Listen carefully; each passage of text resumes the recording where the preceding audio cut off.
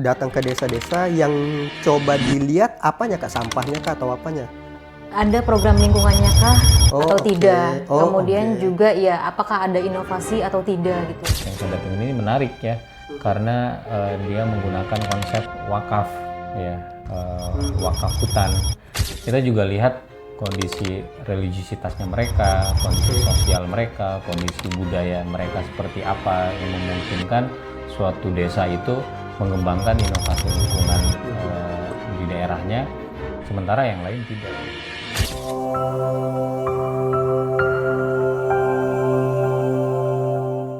Halo kawan semua, gue pernah main ke sebuah desa, ya dalam rangka turun lapangan penelitian PPM UIN Jakarta sebenarnya. Desanya itu bersih banget, warganya disiplin buang sampah di tempat yang tepat tentunya, lingkungannya asri. Nah, tapi pas main ke desa sebelahnya kok beda banget gitu ya. Sampah di mana-mana, got mampet, terus juga nggak ada program lingkungan yang jalan tuh. Nah ini kan tentu menimbulkan pertanyaan nih, kok bisa ada satu desa yang bersih banget, sementara desa tetangganya ini justru kebalikannya. Padahal keduanya ini bertetangga loh, deket loh secara geografis. Gue Deddy Hikmar, peneliti PPIM UIN Jakarta. Data bercerita kali ini berupaya menjawab fenomena tersebut bersama dua peneliti PPIM lainnya, Safran Bilahi dan Tati Rohayati. Halo Safran, halo Kak Tati. Halo. Ketemu lagi nih kita nih.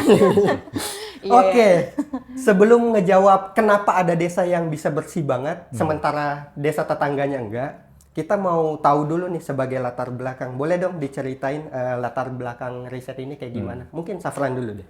Ya, makasih Ded. Jadi riset kita ini dilandasi oleh pertanyaan tadi yang disebutkan itu.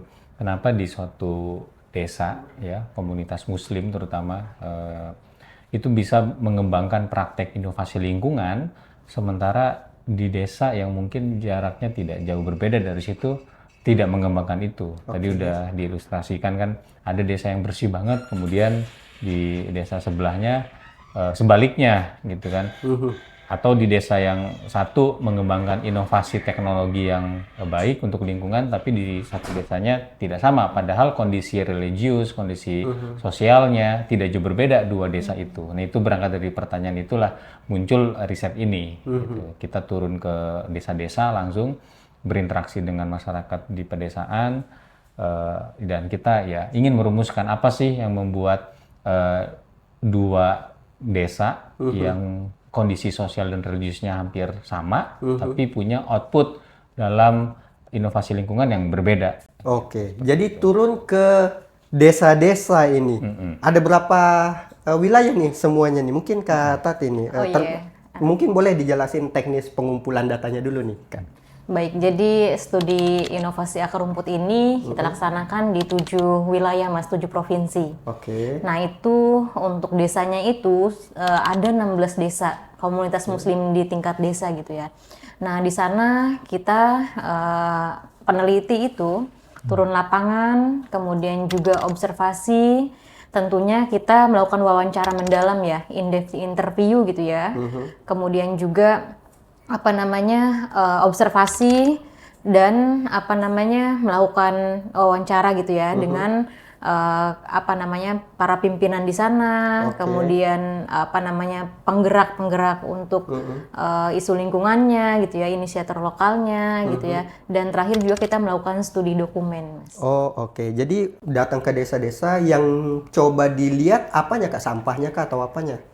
Ada program lingkungannya kah atau tidak? Kemudian juga ya apakah ada inovasi atau tidak gitu. Nah kebetulan dari 7 wilayah itu, 7 provinsi itu, kita sudah melakukan wawancara dengan 103 informan, Mas. Jadi 67 laki-laki gitu ya dan 36 perempuan. Jadi lebih general ya, inovasi lingkungan. Betul. Berarti nggak sampah aja yang dilihat di sini ya. Iya. Oke, sementara inovasi lingkungan kan ada banyak banget nih jenisnya nih. Selain mungkin teknis lingkungan tadi, Safran, faktor-faktor apa aja yang coba digali di riset ini? Ya, kita juga tadi selain melihat hal-hal yang teknis ya, terkait inovasi lingkungan di akar rumput, kita juga lihat kondisi religiusitasnya mereka, kondisi sosial mereka, kondisi budaya mereka seperti apa yang memungkinkan suatu desa itu mengembangkan inovasi lingkungan di daerahnya, sementara yang lain tidak gitu. Jadi kita juga melihat kondisi masyarakatnya gitu. Oke. Berarti yang sebenarnya dilihat tuh grassroots innovation-nya ya, kalau kita lihat di literatur itu. Yang dalam konteks ini terwakili oleh komunitas atau desa-desa tadi ya. Tadi mungkin Kak Tati nyebut termasuk petinggi-petinggi desa, aktor-aktor di sana dan lain sebagainya yang kemudian diwawancara ya. Nah, ini menarik nih. Boleh mungkin Kak Tati dikasih contoh dong. Desa seperti apa yang dianggap sukses, termasuk juga komparasi dengan desa tetangganya nih atau desa sebelahnya nih, boleh Kak? Oke, Mas Dudi. Jadi kemarin itu saya turun di 2 wilayah gitu ya, di Aceh sama di Padang gitu ya, Sumatera Barat gitu. Nah itu di Padang itu contohnya gitu ya, ada satu nagari gitu ya. Nah itu bersih banget. Nah itu bersih, kemudian juga warganya itu tergerak untuk memilah sampah. Jadi setiap minggu itu warga itu menyetorkan sampahnya gitu ya. Nah itu kenapa bisa tergerak itu sebetulnya ada inisiator lokal, Bu Hartati gitu ya. Nah itu dia bekerja sama dengan tokoh agama. Di Padang itu kan cukup terkenal ada KAN ya, Kerapatan Adat Nagari.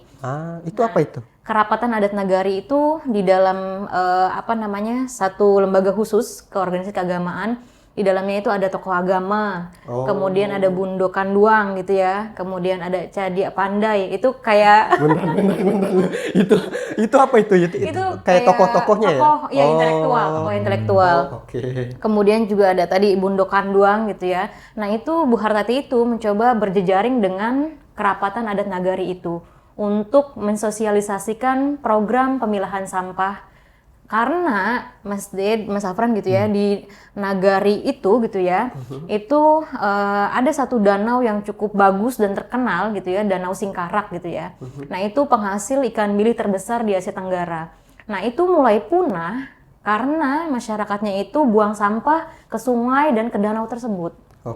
Jadi sampah itu numpuk di situ, akhirnya ikan-ikan bili itu mulai punah gitu. Nah ini kan istilahnya danau ini sebagai mata pencaharian warga gitu ya. Kalau dibiarkan masyarakatnya itu buang sampah terus ke situ, ya apa dampaknya gitu ya terhadap ikannya pasti nggak ada gitu. Sedangkan itu adalah mata pencaharian warganya gitu. Nah akhirnya Bu Hartati itu mencoba untuk bekerja sama dengan KAN itu gitu ya, dan di masjid juga berjejaring gitu ya untuk mensosialisasikan pemilahan sampah dan pentingnya merawat alam gitu. Jadi fokusnya pada sampah ini. Tadi betul. Mungkin boleh dijelasin juga sama perbandingan sama desa sebelahnya. Ada desa sebelahnya Nagari juga gitu ya. Itu bersebelahan, bertetanggaan, dan itu sebetulnya jauh lebih dekat dengan danau sendiri. Nah, ketika saya ke sana gitu ya, ke Pak Lurahnya gitu ya, ke Pak Wali Nagari kalau di sana gitu. Itu saya tanya apakah ada program lingkungan? Tidak ada. Cuma baru ada inisiatif dan itu pun belum jalan. Apalagi sampai ada misalkan kerjasama dengan para tokohnya itu belum ada. Saya lihat ke sana sampah berserakan di mana-mana, bahkan di masjid sendiri gitu. Nah, itu kondisinya miris gitu ya. Tapi itu desa punya lembaga keagamaan semacam yang tadi juga? Sama, setiap wilayah itu, nagari itu pasti ada kannya di Sumatera Barat itu. Padahal institusinya sama-sama ada nih ya kira-kira. Dan padahal juga bersebelahan nih satu sama lainnya nih. Di riset ini kira-kira apa nih yang membedakan kalau mau dilihat faktor-faktornya nih? Mungkin ke Safran. Jadi ada 3 hal yang kita lihat ya. Pertama tadi bagaimana misalnya masyarakat berjejaring, berpartisipasi aktif. Kami mengkonsepkannya sebagai modal sosial. Sosial kapital. Sosial kapital, lebih spesifik lagi partisipasi warga, civic engagementnya seperti apa gitu ya. Tadi Kak Tati cerita bagaimana warga itu aktif ya, terlibat dalam kemasyarakatan. Itu jadi modal sosial yang kita lihat, kita pertimbangkan dalam riset kami ini ya di PPIM. Kemudian kedua, kelembagaan agama ya, faktor kelembagaan agama, institusi agama seperti apa kita lihat misalnya bagaimana otoritas keagamaan itu menjadi sumber moral, legitimasi moral, bagaimana misalnya madrasah, pesantren, majelis taklim, pengajian-pengajian itu menjadi apa istilahnya itu penyuplai dari gerakan ya. Kalau kita bicara tentang social movement misalnya ada midwife ya, penyuplai, dia bukan orang yang sembuh, bukan orang yang sakit. Madrasah itu bukan bagian dari gerakan itu sendiri, tapi dia menyuplai lewat santri-santrinya dan sebagainya. Nah, kita lihat bagaimana kelembagaan institusi agama itu digunakan ya dalam konteks pengembangan inovasi muslim di akar rumput. Ketiga, kemudian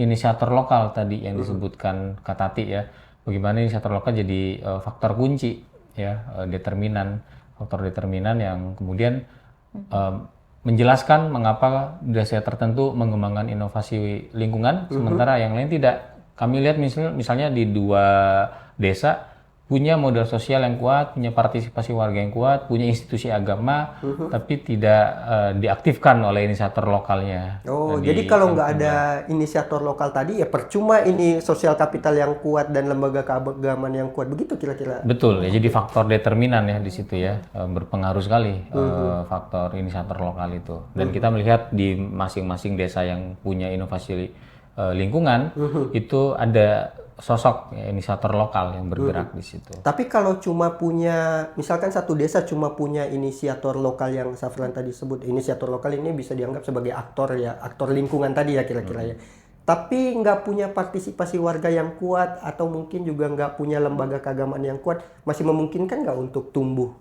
Iya, cukup menghambat sebenarnya ya, memungkinkan tumbuh cuma tidak semasif yang ada ini partisipasi warga yang kuat atau institusi agama yang kuat.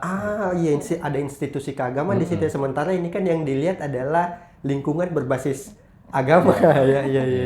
Jadi mustahil dia jadi inovasi lingkungan green Islam begitu kira-kira kalau tidak ada Islamnya nih. Iya. Jadi memang tiga faktor inilah kemudian yang menyebabkan munculnya inovasi-inovasi lingkungan. Tapi gue nggak ada lihat ini ya di situ ya, dukungan atau pendanaan ya di situ ya. Mungkin Kak Tati bisa menjelaskan ini. Sebetulnya pendanaan itu juga cukup ada, Mas. Misalkan kayak di Padang gitu ya, Bu Hartati itu mencoba berjejaring dengan Pegadaian. Jadi ada program sampah jadi berkah. Jadi masyarakat itu tergerak selain gitu ya, ada inisiator lokal, masyarakat itu juga ada tabungan.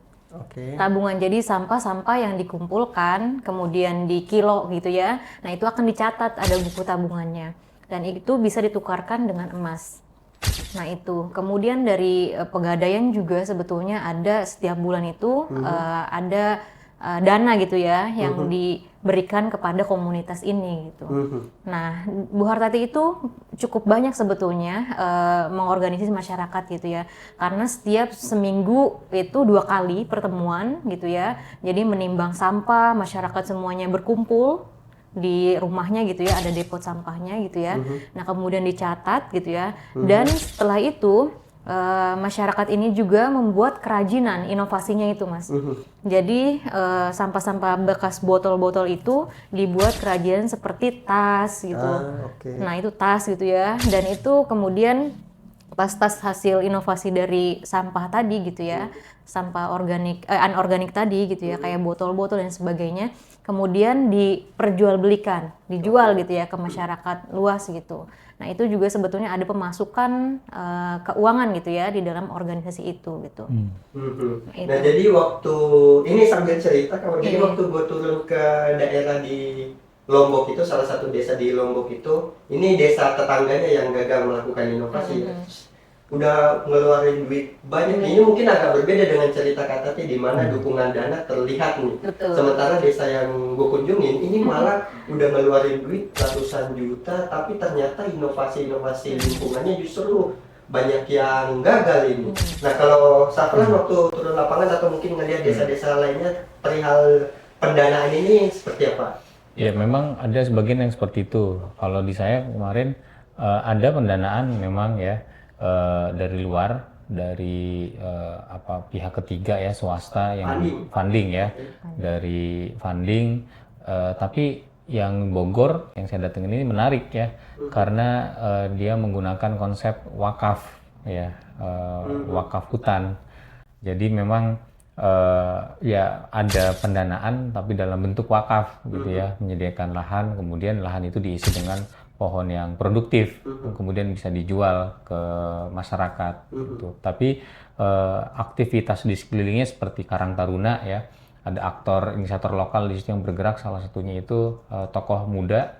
Itu juga ada dukungan, tapi ketika tidak ada dukungan atau minim, itu masih bergerak gitu ya, karena ada partisipasi warga dan didorong juga oleh institusi keagamaan. Ada madrasah yang memang sudah dilabelkan, disematkan sebagai madrasah hijau, dan dia sebagai salah satu guru senior di sekolah itu. Oke, jadi kalau begitu berarti pendanaan ini faktor sekunder aja jatuhnya ya? Iya, bisa dikatakan seperti itu. Maka yang tadi menjadi faktor primer adalah interaksi sosial kapital, institusi agama, dan juga peran inovator lokal nih. Oke, baik, terima kasih banyak Safran dan Kak Tati. Bagi kawan-kawan yang ingin membaca riset ini secara lengkap, boleh download bukunya di website PPIM UIN Jakarta. Terima kasih banyak sudah menonton. Ketika penelitian menemukan suara, maka yang terjadi adalah data yang bercerita. Sampai jumpa di episode selanjutnya. Bye-bye.